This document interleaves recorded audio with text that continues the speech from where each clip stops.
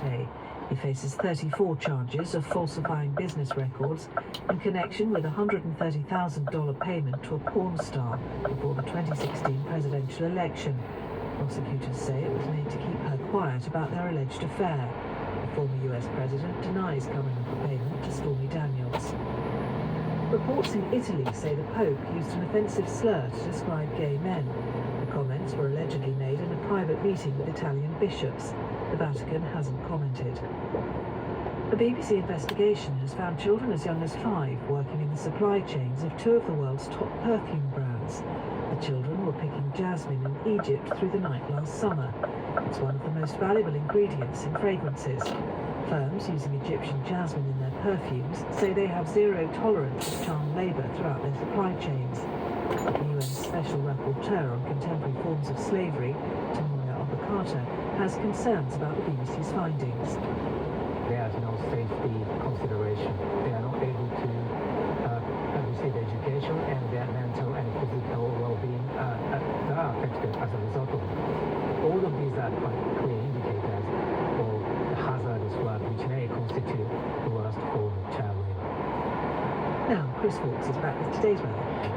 Thanks a lot, Caroline. Yesterday brought us a day of sunshine and showers, some of them heavy and thundering. Today, quite a different day. Across the northeast, we'll start off on a bright note, but otherwise, we've got weather fronts that have been moving northwards and eastwards across the country, bringing a spell of rain, and for most, it's going to be pretty cloudy for a good chunk of the day. Let's delve into the weather details then, and across England and Wales, we start off with some early morning sunshine stretching across northeast England, down through parts of Lincolnshire into East Anglia too. Otherwise, it's a cloudy start to the day, and we've already got outbreaks of rain extensively across Wales, southwest England, spreading into central southern England and the southwest Midlands. Now, through the morning, that band of rain is going to push eastwards, reaching eastern areas of England. It will then stay rather cloudy, still with an occasional spot of drizzle, but the worst of the rain will be passing through across Wales and southwest England by late morning, and then through the afternoon, it's a case of the weather very gradually trying to brighten up with some sunny spells coming through, eventually from the west, with just 1 or 2 showers around later in the day. Now, temperatures for England and Wales, we're looking at highs of around 16 to 19 degrees Celsius. In Northern Ireland, we're starting off with this band of rain, so a wet start to the day here. We should see probably a more genuine clearance of the rain as we head into the afternoon, with sunshine and a few showers following on here, so the weather turning a bit brighter later in the day. Temperatures around 16 to 18 degrees for Northern Ireland. In Scotland, well, we've got a few fog patches through Aberdeenshire, where it's a cold start to the day, 3 degrees for some, but there will be plenty of morning sunshine across eastern areas of Scotland. The west, though, turning quickly cloudy, and outbreaks of rain will be spreading northwards and eastwards across Scotland as we go through the afternoon. Today's top temperatures 15 to 18 degrees. Caroline. Thanks, Chris. Time now for a look at the papers, and several focus on Rishi Sunak's pledge to save older people from paying tax on their state pension. Writing in the Daily Telegraph, the Chief Financial Secretary to the Treasury, Laura Trott, argues that pensioners would never pay income tax under the Conservatives. The paper says Tory strategists hope the policy can win back pensioners who've become disillusioned with the party's record in recent years. Financial Times says the plan is likely to be well received by many Tory MPs after criticism from the party ranks about the Prime Minister's plans to revive national service for 18-year-olds. The Sun says both ideas are welcome, but urges Mr Sunak to think of the kids. The Times leads on the endorsement of Labour by 120 business leaders who say that a new outlook is needed. The paper describes their open letter as the culmination of years of lobbying by Labour as it seeks to become the party of business before the general election. The Mirror reports that the Shadow Chancellor Rachel Reeves will today accuse Rishi Sunak of gambling on an early election because his economic plan is failing. The paper suggests she'll say in her first major speech of the campaign, "If we can bring business back to Labour, we can bring business back to Britain." The Daily Mail claims 4 in 10 pupils will quit private school under Labour's tax plans. The paper quotes a survey of parents suggesting that as many as 224,000 pupils could leave if Sir Keir Starmer presses ahead with a promise to charge 20% VAT on independent school fees. The Telegraph says parents looking to escape what it calls Labour's VAT raid have been warned that there are very few state school places available. The paper says one mother was told by her local council that secondary schools were so oversubscribed that students were on a waiting list. Away from the election, The Guardian warns that the Gaza ceasefire talks are in jeopardy following Israel's deadly airstrike on a refugee camp in the city of Rafah on Sunday. The paper gives account of horrific pieces. Many papers picture a young boy standing in front of a burnt-out car as other children wander around the smoking wreckage. The Times reports that a team of 80 detectives from across the country will be mobilised in a criminal investigation into the Horizon IT scandal.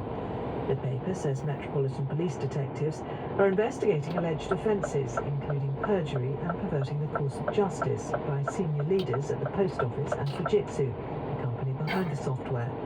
The Daily Express says Scotland Yard will oversee 4 centres with staffing resources similar to a major murder or terrorism investigation. Finally, yesterday's cheese rolling event in Gloucestershire features in many of the papers.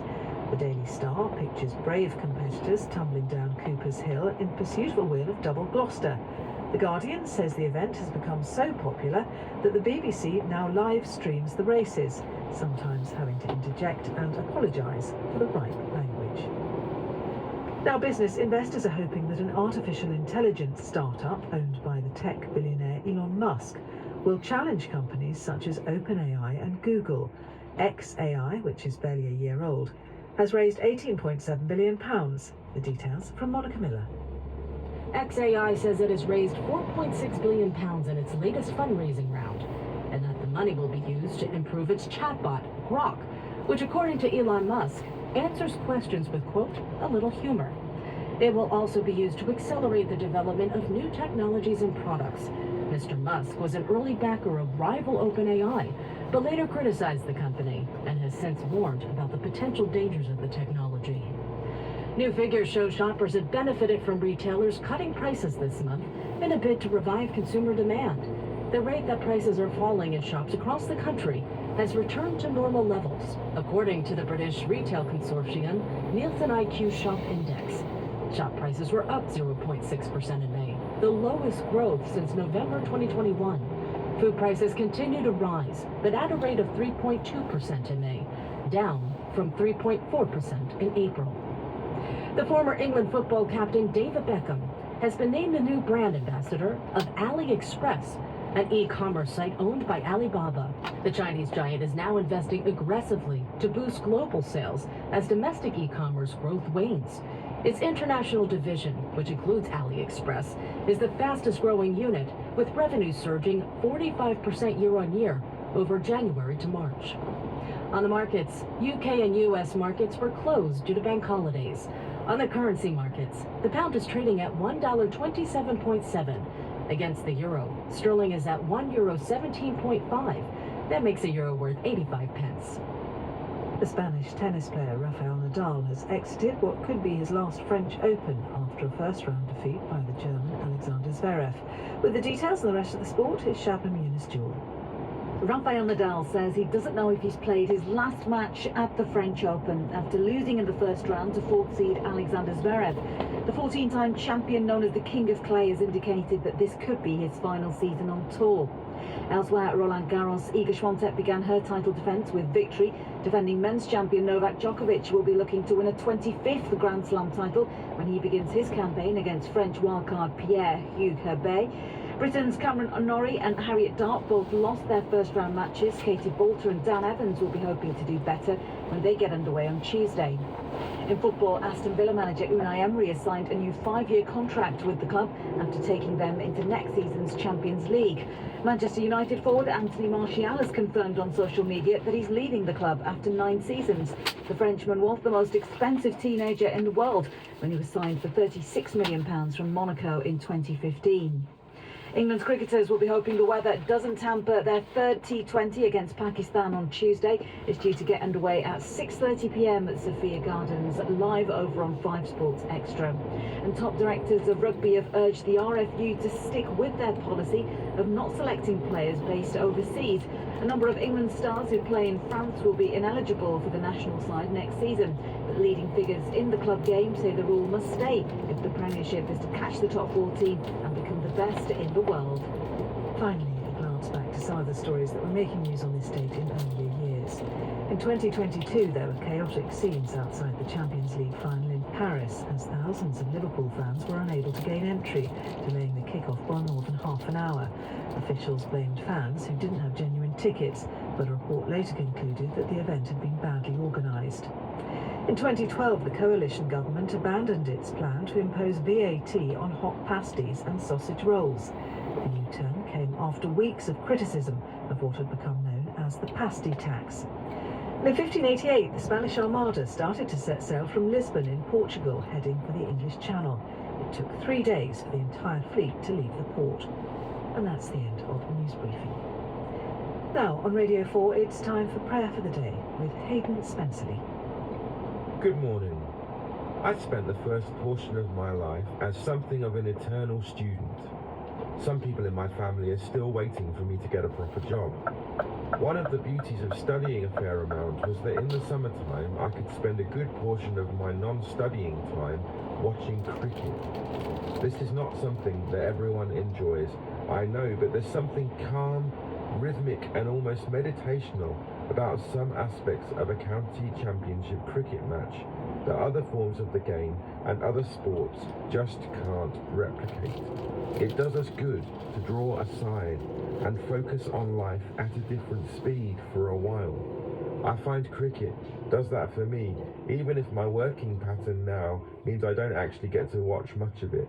There's something about the calm and contented hum of spectators around a cricket ground, punctuated by an ice cream van optimistically turning up on a cloudy and windy day, which reminds me that productivity and pace isn't everything. There's a good deal more to life. This, of course, is not a universally held or even all that popular opinion. I know this because all around me and often within myself, I'm reminded that I'm not doing enough, and what I am doing is not being done fast enough. Except that isn't right, is it? God declares those who love him to be enough just because they are, because he says so, not because of how much or how fast we work or produce things. Perhaps a good reminder for us all as we head into today. Thank you that I am enough because you declare it to be so. Help me to trust and follow you today. Amen. That was Prayer for the Day with Hayden Spencerley. Now on Radio 4, Farming Today with Charlotte Smith. Hello. Today, National Park. I get disappointed when I see vast swathes of our public not recognising quite how nature depleted our country has become. And that's not a matter of subjective opinion, it's a fact. Others disagree. We don't take Ben's comments in any way as criticism of us. We take them as scrutiny, and we take that scrutiny, we take it on the chin and we say, okay, we can do things better, but that doesn't necessarily mean that they are dead zones at the moment. More from the chair of National Parks England, Neil Heseltine, and the environmentalist Ben Goldsmith later. But we start today with a winner. Dr. Geoffrey Hortin has been named a 2024 World Food Prize laureate, an honour he shares with the American scientist Dr. Cary Fowler. It's a recognition of their work in creating the Svalbard Global Seed Bank. The bank acts as a backup to national seed collections, holding more than 1.25 million seed samples from 6,000 plant species in an underground vault in the Arctic Circle.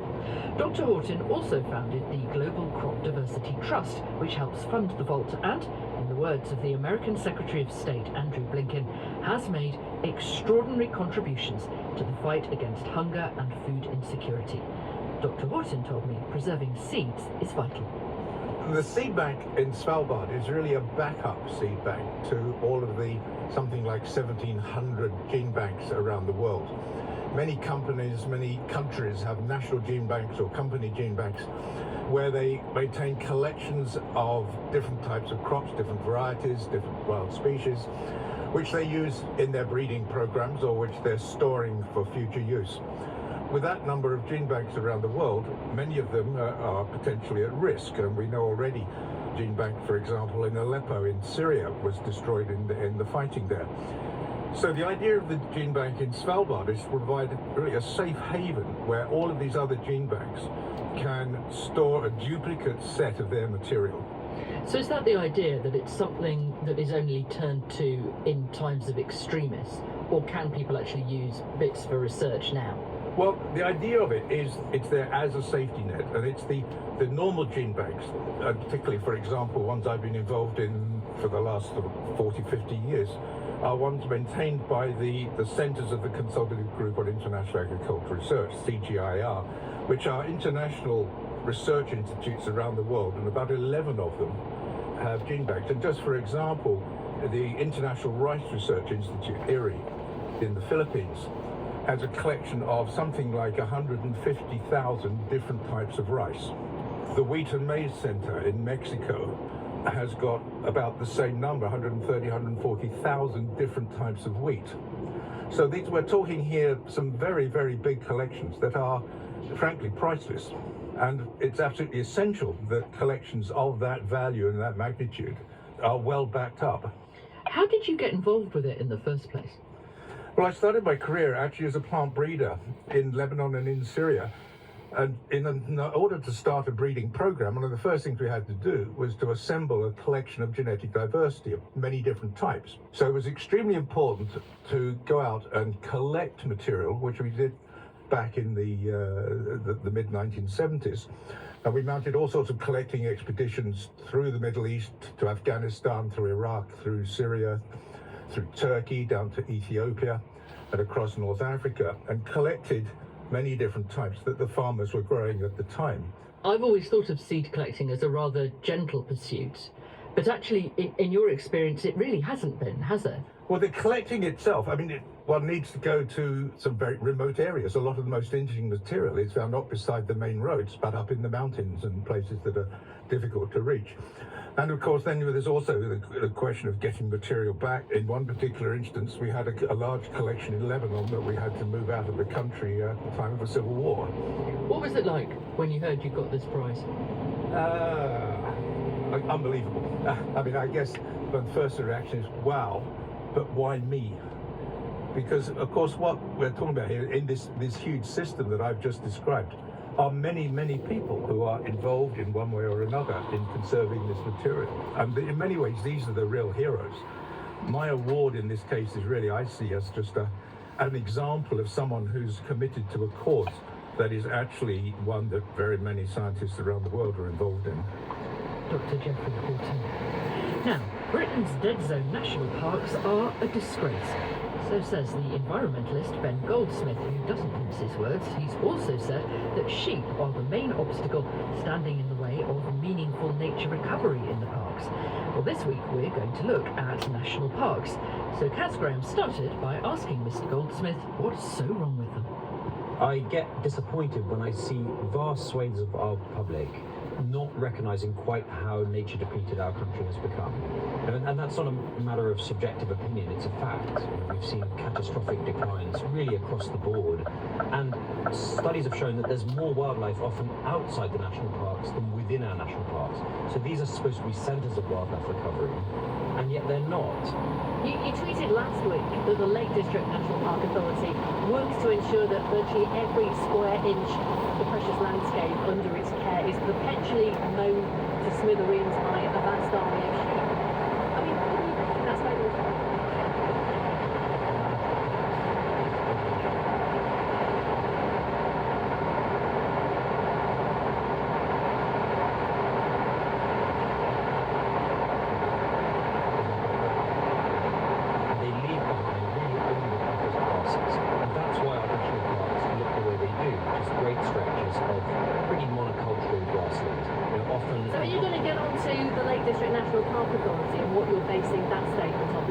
interested to know about? So I think that the National Park Authority, along with most of our national park authorities, have not been particularly welcoming of the new environmental land management scheme, which seeks to work with farmers and reward farmers in restoring nature. But there is a very simple pathway towards restoring vibrant wood pastures and the kind of mosaic habitats that our national parks would have known in those landscapes just 200 or 300 years ago, and that's to reward farmers for switching away from intensive sheep to a much more extensive way of farming with native cattle. And there are very generous payments now for switching to wood pasture, and I think the national park authorities need to embrace embraced that, but instead they've generally thrown up obstacles, and the rhetoric from national parks has really been one of defending the status quo, no change needed, nothing wrong with our landscapes. If I could just put some evidence to you, I mean, if you look at the Blencathra and Moore Glydesdale areas in the Lake District National Park, there's been a 30% decline in sheep numbers there in the last 3 to 4 years. Do you think that putting out statements like the one that you've put out about virtually every square inch being mown to smithereens by Bafali, I mean, what does that achieve when people are, when sheep numbers are going down? So I think the public needs to recognise that we're lacking something special in this country. And if you go across to southwest Norway, or if you go to France, Italy, Spain, and you go to the more remote landscapes, the national park landscapes, there is a great vibrancy about nature in those places. And there's also a social and an economic vibrancy. The farmers in those landscapes typically derive income not just from food production, but from stewardship payments, from things like nature tourism, agroecological tourism. And in this country, we've just settled for really very, very depleted, and in my opinion, rather depressing national park landscapes. And so someone does need to call it out for what it is. And I do agree that my language is sometimes hyperbolic, and farmers are the soul and the backbone of these communities. And the worst case outcome is that we lose viable farming businesses in these national park landscapes. But farmers need to grab the bull by the horns, and they need to make this agenda their own. They need to take the lead in recognising that something has gone terribly wrong in these landscapes, especially in the last 40 or 50 years. And they need to show the way forward for restoring nature, which we know requires them, it requires their livestock. And there's so much of that happening, Ben Goldsmith. Do you not notice that? Are you not seeing that? Yes, there's lots of good stuff happening, and there are brilliant farmers doing amazing things. I've been up to Geltsdale, for example, in the Pennines, and I've seen what Tom Wilson and his family are doing, where they switched from very large numbers of sheep to much lower numbers of Belted Galloway cattle, and the restoration there is quite staggering. We watch black grouse necking, and the hillsides are dotted with little baby hawthorn and blackthorn and crabapple and oak, and the bird song is just extraordinary. And there is a lot happening. But there are far too many farmers, and even more so their representatives and the national park authorities, who are sticking their head in the sand and just saying, no, everything's fine, we've got plenty of nature here, nothing needs to change. Ben Goldsmith. I put those points to the chair of National Parks England, Neil Heseltine, who farms in the Yorkshire Dales. I think there are elements to what Ben has said which could be true, and the main one of those is that nature is declining, and that concerns me equally as much as it probably does Ben. I think what I would say is I don't think national parks are dead zones, and national parks certainly aren't sticking their heads in the sand. And I guess what I would say is we don't take Ben's comments in any way as criticism of us. We take them as scrutiny, and we take that scrutiny, we take it on the chin, and we say, okay, we can do things better, but that doesn't necessarily mean that they are dead zones at the moment. One of the things he's scrutinised is the number of sheep, which he says leads to this monocultural look, which he describes you as being defensive of. Is that fair? Because there is an awful lot of grass in national parks.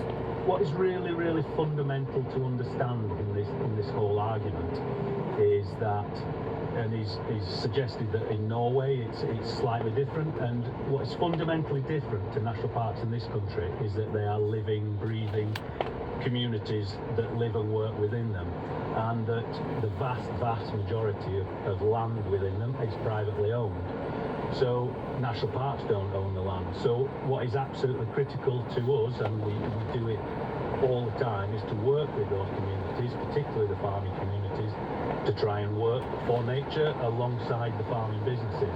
And what I completely disagree with Ben on is that as national parks, we're really encouraged by the environmental land management schemes that have come out at the moment, especially the more recent announcements. What our job is as national parks is to say and encourage farmers to get involved within those environmental land management schemes and increase the proportion of land within national parks in those schemes. I suppose what all this gets down to is a fairly fundamental question. What is a national park for? We are stunning landscapes where we would argue that we do have nature, full of nature, and we've got cultural heritage. Where people, they come to enjoy the outdoors, they immerse themselves in that landscape with a variety of different forms of exercise to help with their own physical and their own mental well-being. We manage rights of way within those national parks, they're also living, breathing landscapes where people live and work. And our ultimate aim and our ultimate objective is to sort of balance all those various uses of national parks as harmoniously as they possibly can. And is that balance where it gets difficult? Because the kind of national park that Ben Goldsmith and others who support his position is talking about, where nature is very much put first and it becomes a haven for nature in that way, is really difficult to accommodate under the model we've got at the minute. I don't think it is difficult. I mean, we need tools to help us to do that, and that's why we are encouraged by the environmental land management schemes at the moment.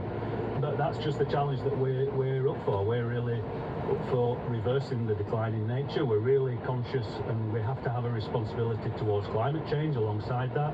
And all the work that we do, whether it be working with farming and land managers, whether it's looking at tourism, whether it's looking at things like housing, for example, we have to have that responsibility to both nature and to climate change, almost as our absolutely pinnacle of what we're trying to achieve, and all those other elements to it have to have a responsibility to nature and climate change within them.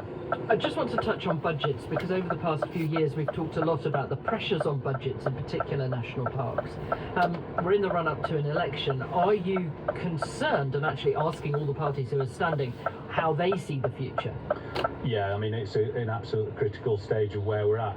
But our ask is without doubt to all those parties, whether there's a change or not, that is continued, at least continued in that vein. But we would obviously, to really deliver all the various things that we're being asked to by government, that we really need more resources to enable us to do that. Neil Hasseltine, the chair of National Parks England. That's it from us. I'm Charlotte Smith. The studio manager is Ilse Laderman, and the producer here in Bristol is Alan Beach. I'm Alex Kratowski. And I'm Kevin Fong. And in The Artificial Human,